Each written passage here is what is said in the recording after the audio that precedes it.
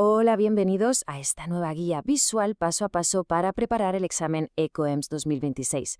En análisis visuales anteriores ya estuvimos cubriendo temas imprescindibles como la jerarquía de operaciones y el cálculo de porcentajes.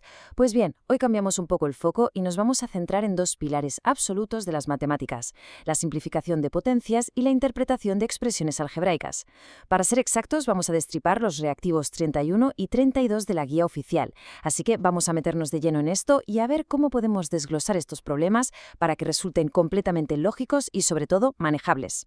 Hay un punto de partida que es muy simple pero innegable. Para arrasar en el ECOEMS 2026 y asegurar esa plaza, dominar estas habilidades matemáticas es absolutamente innegociable. Y ojo, no se trata solo de memorizar fórmulas sin sentido, sino de pillar una fluidez real al manejar potencias y al traducir palabras de nuestro idioma cotidiano al lenguaje algebraico estricto. Son precisamente esas habilidades las que el examen evalúa sin piedad.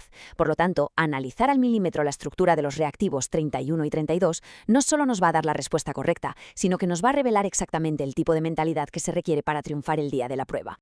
Bueno, pasamos a la sección 1, un repaso rapidísimo a las propiedades de las potencias. A ver, por definición, que es un concepto que a veces nos lía un poco, una potencia, que vemos aquí representada como a elevada a la n, es literalmente una instrucción. El exponente n nos dicta exactamente cuántas veces debemos multiplicar la base a por sí misma. Es decir, 2 al cubo significa multiplicar 2 por 2 por 2, lo cual nos da un rotundo 8, y no, por favor, no es multiplicar 2 por 3, que es el error clásico en el que solemos caer. Además, es súper importante fijarse en la regla de las fracciones. Cuando una fracción entera está elevada a una potencia, ese exponente afecta, o sea, se distribuye, tanto al numerador como al denominador. Es una regla de oro insustituible. Y justo con esa regla de oro fresquita en la cabeza, llegamos al reactivo 31 de la guía. La instrucción es súper directa: simplificar la expresión 2/3 todo ello elevado al cubo. A simple vista, claro, puede parecer una operación que impone un poco porque tenemos una fracción metida en unos paréntesis y con un exponente asomando. Pero la verdad es que, aplicando la lógica matemática que acabamos de repasar, este problema se desmorona en cuestión de segundos. Vamos a ver cómo se desarrolla esto metódicamente como si fuera una receta. El paso 1 es aplicar nuestra famosa propiedad de la fracción. Ese cubo, el exponente 3, se reparte tanto arriba como abajo. Por lo tanto, la expresión se nos convierte en 2 al cubo dividido entre 3 al cubo. En el paso 2, calculamos el numerador. 2 por 2 por 2, que ya sabemos que nos da 8. En el paso 3, nos vamos al denominador. 3 por 3 por 3, lo cual resulta en 27. Y el paso 4, pues es simplemente juntarlo todo. Unimos ambos resultados y nos queda la fracción final: 8 sobre 27, u 8/27avos. Fijaos qué bien ilustra esto que un problema que parecía complejo, al final se reduce a multiplicaciones súper básicas si sabemos el camino. Ahora bien, sabemos que en un examen tipo test, llegar al resultado es solo la mitad del trabajo. La otra mitad es encontrarlo entre las opciones, que muchas veces están diseñadas a mala idea para confundir. Echemos un vistazo a las alternativas de la guía. La opción A sugiere 16 sobre 81, la opción C 16 sobre 18, la opción D 8 sobre 12. Si nos fijamos, todas estas opciones no son más que errores de cálculo muy comunes, como lo de multiplicar la base por el exponente en lugar de multiplicarla por sí misma. Pero nuestro cálculo ha sido preciso. El resultado final ha sido 8 sobre 27 y eso confirma de manera aplastante que la opción B es la respuesta correcta.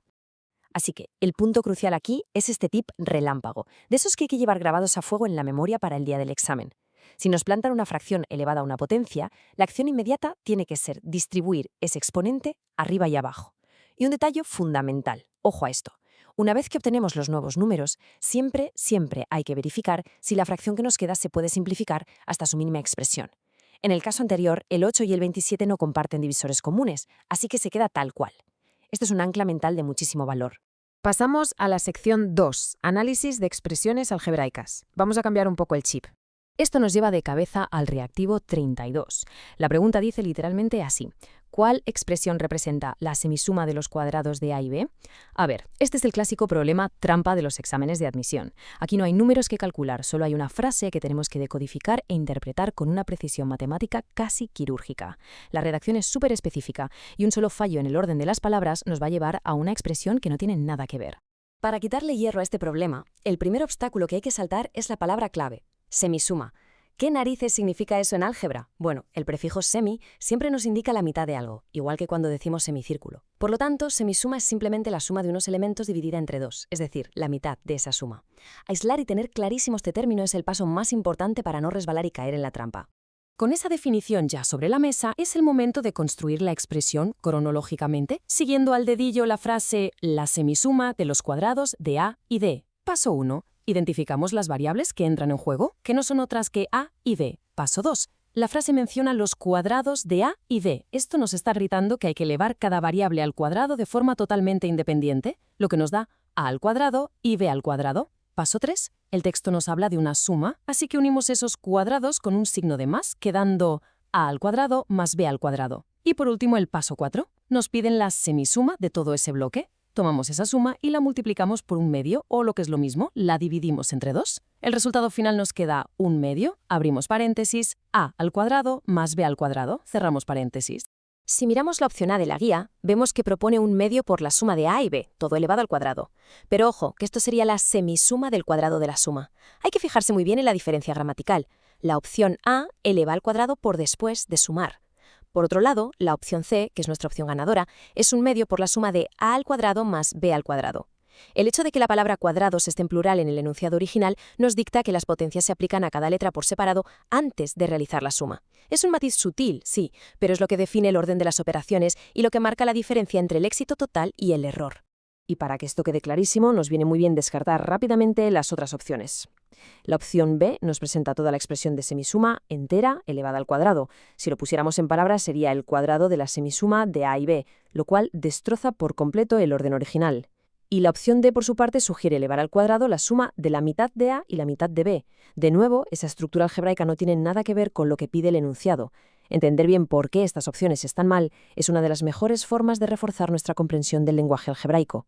Llegamos así al segundo tip relámpago, que funciona como una especie de lista de verificación mental inquebrantable.